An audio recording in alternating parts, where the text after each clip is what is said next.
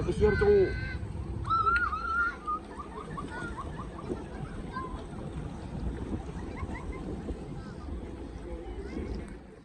Assalamualaikum warahmatullahi wabarakatuh. Perkenalkan, kami dari kelompok monokrom. Kami di sini akan mempresentasikan hasil proyek kami dengan judul pengelolaan speedboat Ternate Tidore. Di sini saya sebagai ketua Rizkula Maulidin, dan di kanan saya ada Ridwal Farabirumbia sebagai anggota, dan di kiri saya ada Nanda Hirawan Sukarim sebagai anggota juga. Oke, langsung saja ke video penjelasannya. Check it out. Baiklah, di sini saya akan menerangkan tentang skenario bisnis yang kita punya, dimulai dengan speedboat. Speedboat itu memiliki data wajib seperti nama pemilik, kapasitas penumpang, dan nama speedboatnya. Dan jadwalnya memiliki atribut yaitu tanggal berangkat, dan juga jam tiba. Ketika penumpang ingin menaiki speed, penumpang wajib membeli tiket. Setiap tiket hanya berlaku untuk satu jadwal, dan setiap penumpang boleh membeli satu atau lebih dari tiket untuk bisa menaiki sebuah speedboat itu. Setiap pembelian tiket harus dilayani oleh petugas tiket. Data yang ada pada petugas tiket adalah nama, shift kerja, dan nomor telepon. Setiap tiket harus diterbitkan oleh petugas tiket. Setiap jadwal harus dijalankan oleh minimal satu kru speedboat. Dan data yang harus ada pada kru speedboat itu mencakup nama, nomor telepon, dan posisi, seperti awak atau nahkota. Sekarang kita masuk ke menentukan entitas, atribut, dan juga unique identifier-nya. Berdasarkan skenario bisnis yang telah saya paparkan tadi, saya menemukan ada 6 entitas. Dimulai dari entitas pertama ialah entitas speedboat, di mana entitas speedboat itu terdiri dari beberapa atribut. Dimulai dari atribut pertama ialah ID speedboat, yang unique identifier-nya merupakan primary key. Lalu selanjutnya ada nama speedboat-nya, yang dimana optionality-nya adalah mandatory. Lalu selanjutnya ada kapasitas penumpang, yang dimana optionality-nya juga mandatory. Dan selanjutnya ada nama pemilik, yang dimana optionality-nya juga mandatory. Sekarang kita masuk ke entitas yang kedua, ialah entitas jadwal. Entitas jadwal ini memiliki beberapa atribut. Di antaranya atribut yang pertama ialah ID jadwal, yang merupakan unique identifier, ialah primary key. Dan selanjutnya ada tanggal. Tanggal optionality-nya adalah mandatory. Dan selanjutnya ada jam berangkat. Jam berangkat juga optionality-nya adalah mandatory. Dan yang terakhir adalah jam tiba. Jam tiba optionality-nya juga mandatory. Oke, untuk entitas ketiga yaitu entitas penumpang. Dengan terdiri dari beberapa atribut, yaitu yang pertama adalah ID penumpang sebagai primary key atau unique identifier. Kemudian yang kedua yaitu nama dengan optionality-nya adalah mandatory. Kemudian yang ketiga ada alamat dengan optionality-nya itu opsional. Kemudian yang terakhir yaitu telepon dengan optionality-nya adalah opsional. Langsung saja untuk entitas keempat yaitu entitas tiket. Entitas tiket terdiri dari 3 atribut. Yang pertama yaitu ID tiket. ID tiket di sini sebagai primary key atau sebagai unique identifier. Kemudian yang kedua ada tanggal pemesanan dengan optionality-nya yaitu mandatory. Kemudian yang terakhir yaitu harga tiket. Harga tiket di sini optionality-nya itu mandatory. Oke, selanjutnya kita masuk ke entitas yang kelima, yaitu entitas petugas tiket. Entitas petugas tiket memiliki beberapa atribut, yaitu yang pertama ada ID petugas sebagai primary key atau unique identifier-nya. Kemudian ada atribut nama dengan optionality-nya adalah mandatory. Selanjutnya ada atribut shift kerja dengan optionality-nya adalah mandatory juga. Dan yang terakhir ada atribut telepon dengan optionality-nya adalah opsional. Oke, sekarang kita masuk ke entitas yang terakhir atau entitas ke-6, yaitu entitas kru speedboat. Entitas kru speedboat memiliki beberapa atribut. Yang pertama ada ID kru sebagai primary key atau unique identifier-nya. Yang kedua ada nama dengan optionality-nya itu mandatory. Yang ketiga ada posisi dengan optionality-nya itu mandatory. Dan yang terakhir yaitu atribut telepon dengan optionality-nya adalah opsional. Setelah di langkah sebelumnya kita telah mengidentifikasi entitas, atribut, dan unique identifier-nya, sekarang kita masuk ke menentukan relasinya. Relasinya lebih jelas bisa dilihat pada diagramatik berikut.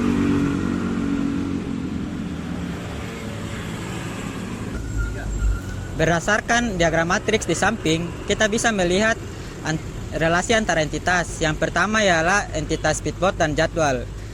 Speedboat melayani jadwal dan jadwal dilayani oleh speedboat. Oke, selanjutnya saya akan menjelaskan di bagian relasi entitas kedua dan ketiga. Relasi entitas yang kedua yaitu jadwal dan tiket. Jadwal mempunyai tiket, sedangkan tiket dipunyai oleh jadwal. Kemudian yang ketiga yaitu ada penumpang dan tiket. Penumpang memesan tiket, lalu tiket dimiliki oleh penumpang. Baik, saya akan melanjutkan untuk relasi antar entitas berikutnya, yaitu relasi yang keempat, petugas tiket dan tiket, di mana petugas tiket menerbitkan tiket dan tiket diterbitkan oleh petugas tiket. Kemudian ada relasi antar entitas, yaitu entitas kru speedboat dan juga entitas jadwal, di mana kru speedboat menjalankan jadwal dan jadwal dijalankan oleh kru speedboat. Oke, baik, sekarang saya akan melanjutkan untuk tahap pemaparan ERD. Nah, berdasarkan langkah-langkah sebelumnya, ERD yang kita dapatkan itu seperti gambar di samping. Nah, kalau kita lihat gambar di samping, untuk optionality dan cardinality untuk setiap relasi, misalnya speedboat ke jadwal itu relasinya one to many, jadwal ke tiket itu relasinya one to many, penumpang ke tiket juga one to many, petugas tiket dan tiket juga one to many, dan yang terakhir kru speedboat ke jadwal itu many to many. Oke, sebelum kita menyelesaikan masalah relasi many to many, kita terlebih dahulu mencari subtype. Nah, kalau kita lihat ERD di samping, kita memang belum menerapkan subtype. Tapi kalau kita perhatikan lebih lanjut, entitas kru speedboat dan juga entitas petugas tiket adalah entitas yang sejenis, yaitu petugas. Nah, maka dari itu kita bisa menerapkan konsep subtype di sini dengan cara membuat entitas baru dengan nama petugas sebagai supertype, dan kru speedboat dan juga petugas tiket akan menjadi subtype-nya. Nah, untuk atribut daripada subtype ini, atribut yang menjadi pembeda setiap subtype yaitu atribut posisi yang dimiliki oleh kru speedboat dan juga atribut shift kerja yang dimiliki oleh petugas tiket. Sementara untuk atribut lainnya akan dimiliki oleh entitas petugas yaitu supertype-nya. Nah, untuk primary key-nya atau unique identifier-nya akan menjadi ID petugas dan itu berada di entitas petugas sebagai supertype. Nah, sekarang kita lanjut untuk membahas bagaimana cara mengatasi masalah relasi many to many yang ada pada ERD kita. Di sini kalau kita lihat relasi many to many itu di antara kru speedboat dan juga jadwal. Nah, untuk mengatasi masalah ini kita perlu menambahkan entitas baru sebagai entitas persimpangan. Di sini kita menambahkan entitas penugasan. Nah, untuk atributnya itu ada tanggal tugas yang bersifat mandatori dan juga peran tugas yang bersifat opsional. Nah, sekarang relasi antara kru speedboat dan juga penugasan sudah menjadi one to many, sehingga foreign key akan muncul di sisi many, yaitu di sisi penugasan. Foreign key di sini itu ID petugas. Nah, begitu juga dengan jadwal. Jadwal ke penugasan itu relasinya sudah menjadi one to many, sehingga foreign key akan muncul di sisi many juga, yaitu di penugasan, di mana foreign key-nya itu ID jadwal. Nah, sekarang sudah ada dua foreign key yang ada pada entitas penugasan, yaitu ID petugas dan juga ID jadwal. Nah, untuk primary key pada entitas penugasan ini kita akan gunakan dua foreign key ini menjadi primary key. Nah, mungkin itu saja untuk bagian penjelasan mengatasi masalah relasi to many. Oke, kita lanjut untuk membahas relasi yang non-transferable. Nah, kalau kita lihat di ERD yang kita dapat di langkah sebelumnya, kita menemukan beberapa relasi yang non-transferable. Yakni yang pertama ada tiket dan penumpang. Tiket yang diterbitkan tidak boleh dialihkan ke penumpang lain. Selanjutnya yang kedua ada tiket dan petugas tiket. Nah, tiket yang diterbitkan oleh petugas tiket tertentu tidak boleh dialihkan ke petugas tiket lain, karena itu merupakan bukti siapa yang melayani transaksi pada saat itu. Selanjutnya ada tiket dan jadwal. Nah, satu tiket hanya berlaku untuk jadwal keberangkatan tertentu. Selanjutnya jadwal dan speedboat. Satu jadwal keberangkatan tidak boleh dialihkan ke speedboat lain. Dan yang terakhir ada penugasan dan jadwal. Penugasan kru hanya berlaku untuk jadwal keberangkatan yang ditentukan. Nah, kita sudah menyelesaikan langkah-langkah seperti mencari supertype subtype, kemudian mengatasi relasi many to many, dan yang terakhir relasi yang non transferable. Nah, setelah menyelesaikan langkah-langkah tersebut, kita mendapatkan ERD finalnya itu seperti gambar yang ini. Nah, kalau kita lihat gambar di samping ini sudah menjadi ERD final daripada proyek pelabuhan speedboat Ternate Tidore. Selanjutnya kita akan membahas untuk mapping ke diagram tabel. Oke, sekarang kita bahas untuk proses mapping dari entitas menjadi tabel. Nah, di sini saya akan menggunakan dua entitas saja, yaitu entitas speedboat dan juga entitas jadwal. Di mana entitas speedboat akan menjadi tabel speedboat dan entitas jadwal akan menjadi tabel jadwal.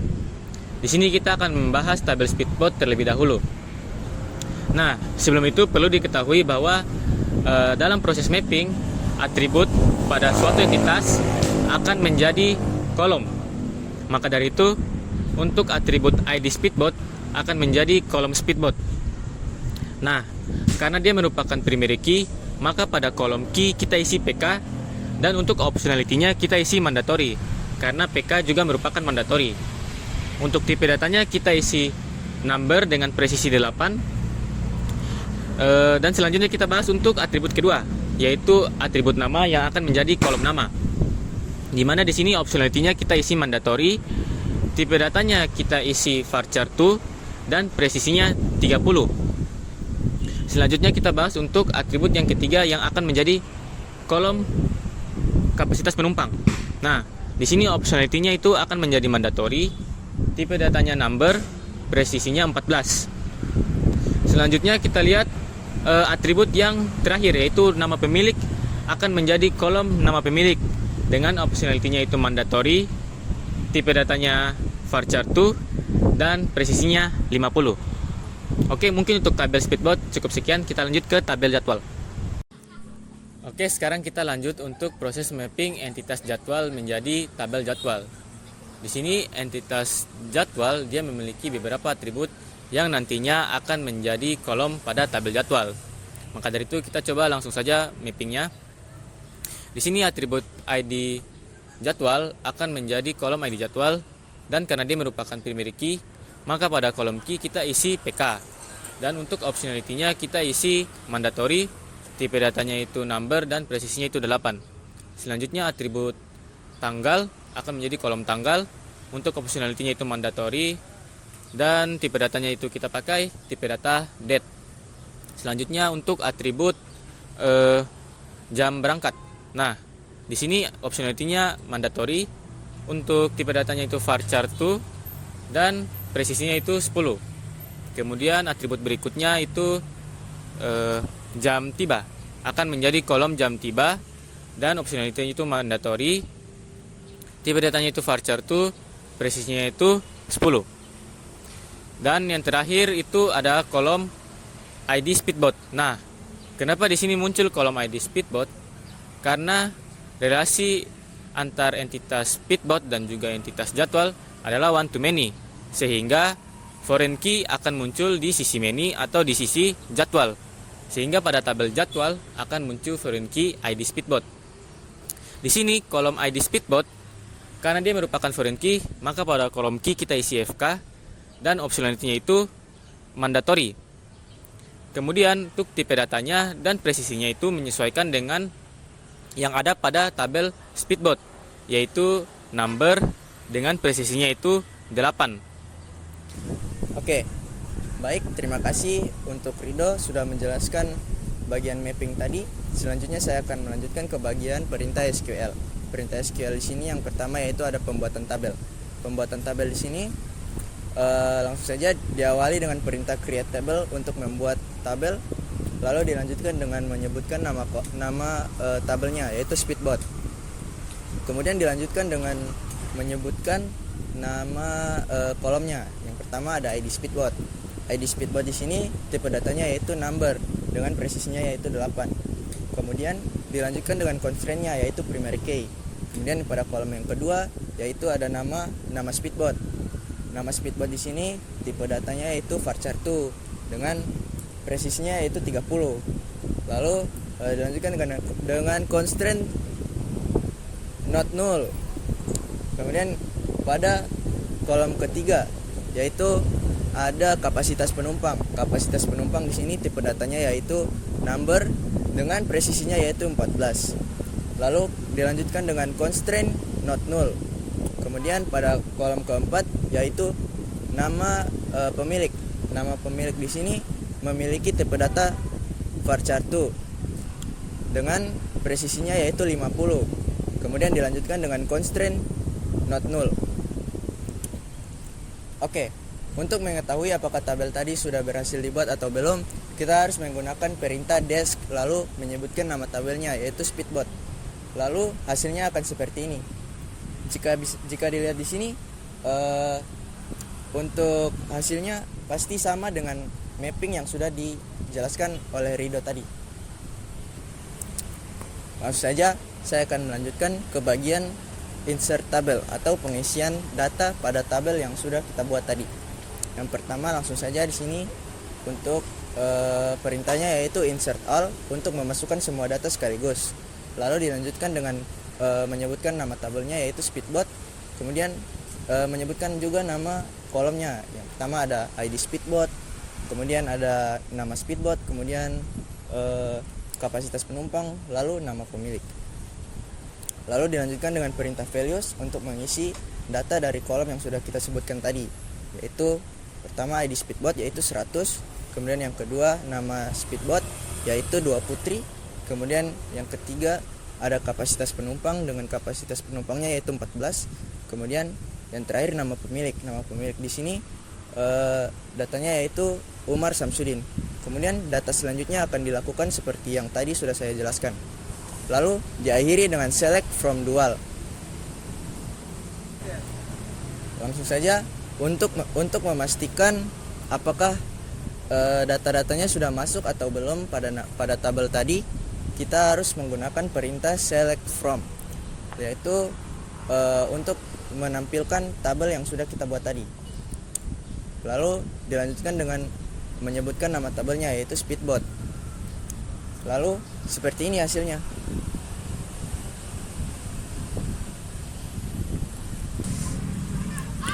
Oke, setelah melewati bagian-bagian dari tadi yang mulai dari proses bisnis sampai ke perintah SQL, kita akan melanjutkan ke bagian testimoni nilai-nilai positif yang kita bertiga dapat dari proyek ini.